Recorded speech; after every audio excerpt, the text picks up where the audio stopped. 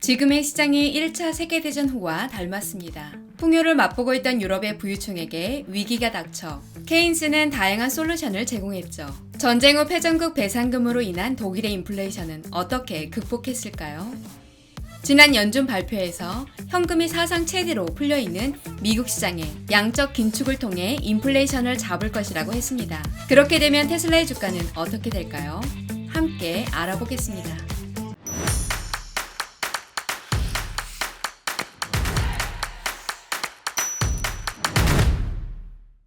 1914년 8월 첫 월요일 영국 역사상 가장 지독한 금융위기가 터진 지 5일째 되는 날이었습니다.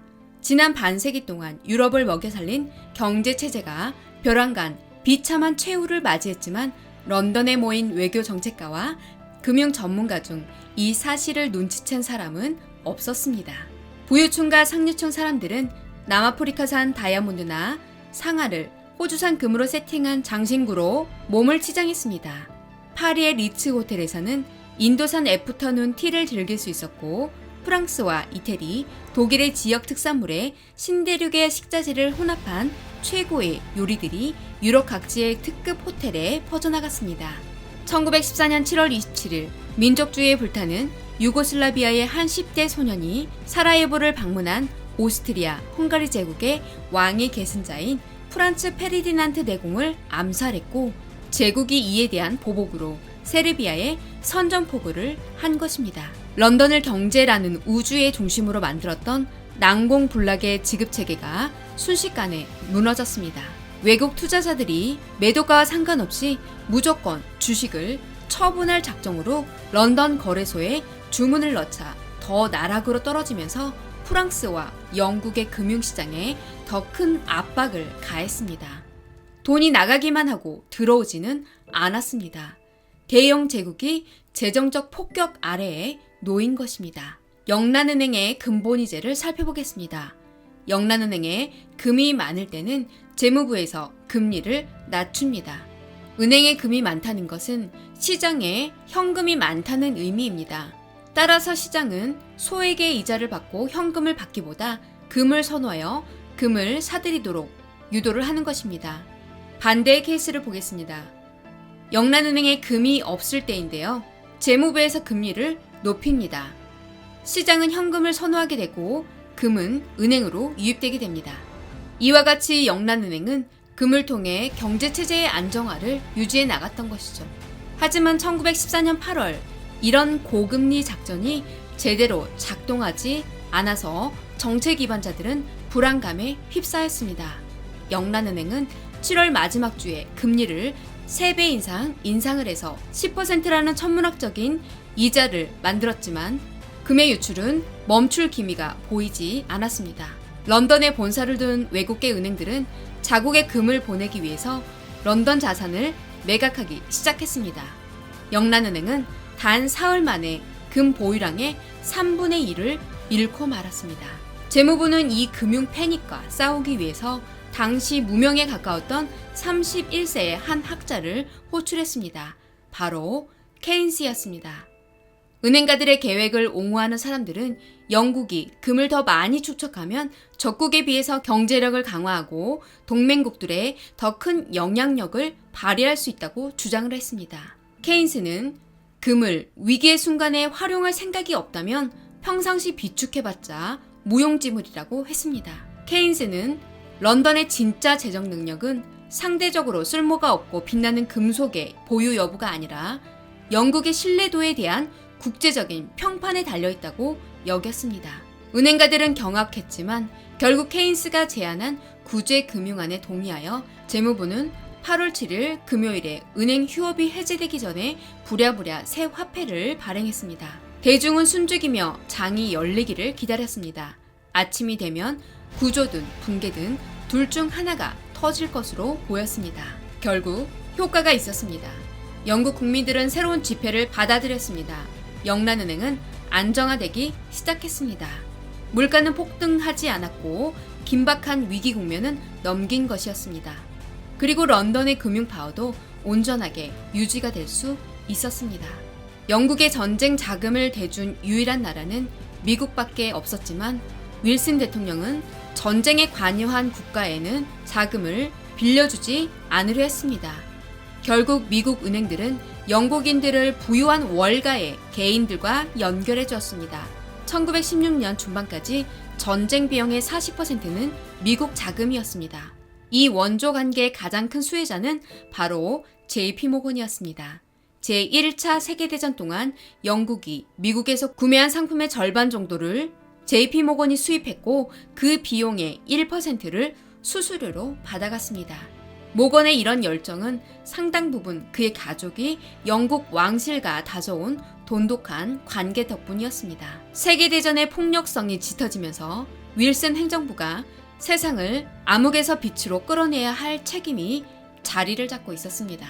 그는 양측 모두에 외교적 압박을 가해 전쟁에서 손을 떼게 만든 다음 미국이 중재하는 평화협정에 동의하기를 바랬습니다. 케인스가 우려했던 대로 윌슨은 자금력으로 문제를 해결하기로 결정을 했습니다. 1918년 1월 8일에 윌슨은 그의 인생에서 가장 중요한 연설을 했습니다. 그는 14개조의 전쟁에 참여한 국가들의 평화조약이 궁극적으로 지속되기 위해 모든 민족이 외압에서 벗어나 스스로 선택한 정부 아래서 살아갈 권리를 제시했습니다. 14개 조항에는 전쟁 종식을 위한 일련의 지시사항 이상의 큰 의미가 있었습니다. 독단적이고 잔인한 전쟁의 참사로부터 지속적이고 선한 의미를 만들어내려는 시도였습니다. 미국이 선전포고를 한 날부터 8개월이 지난 10월 6일 독일은 윌슨 사상을 수용했습니다. 당시 독일 국민은 경제적으로 아주 궁핍한 상황이었습니다. 바덴의 막시밀리안 왕자는 연합국이 윌슨의 평화 원칙을 준수한다면 독일도 전쟁에서 철수하겠다는 각서를 보냈습니다. 그리고 몇 주 후인 11월 11일 11시에 공식적인 휴전이 이루어졌습니다. 전쟁은 그렇게 막을 내렸습니다. 하지만 전쟁은 인플레이션을 남겼습니다. 바로 패전국 독일이 배상할 배상금으로 인해서 인플레이션이 초래된 것입니다. 빵 1파운드는 30억 마르크를 주고 살 수가 있었던 거죠. 초인플레이션이란 한 달 사이에 전달 대비 물가가 50% 이상 상승하는 것을 말합니다. 인플레이션의 직접적인 원인은 중앙은행의 통화가 증발이 됐기 때문인데요. 이것은 재정 적자를 메우기 위한 정부의 압력을 그대로 수용한 데서 비롯되었습니다. 종전 후 독일 정부의 재정은 엄청난 적자 상태에 놓여 있었습니다. 갚아야 할 패전국 배상금에 대한 부채도 1,500마르크에 달했습니다. 이러한 교훈 덕분에 독일의 중앙은행인 분데스방크는 세계 그 어느 나라의 중앙은행보다 물가 안정을 최우선의 정책 목표로 삼았습니다. 그리고 독일은 물가가 안정된 국가로 자리를 잡을 수 있게 되었습니다. 미국 시장의 현재 물가는 어떤가요? 국제금융센터는 최근 보고서에 지난 11월 기준 미국의 시간당 급여는 1년 전보다 4.8% 올랐는데 미국의 소비자 물가지수 CPI는 6.8%를 기록하였습니다. 7개월 연속 5% 이상이 상승한 거죠. 미국의 12월 생산자 물가지수는 전년 대비 9.7%가 상승하여 역대 최고를 경신했습니다.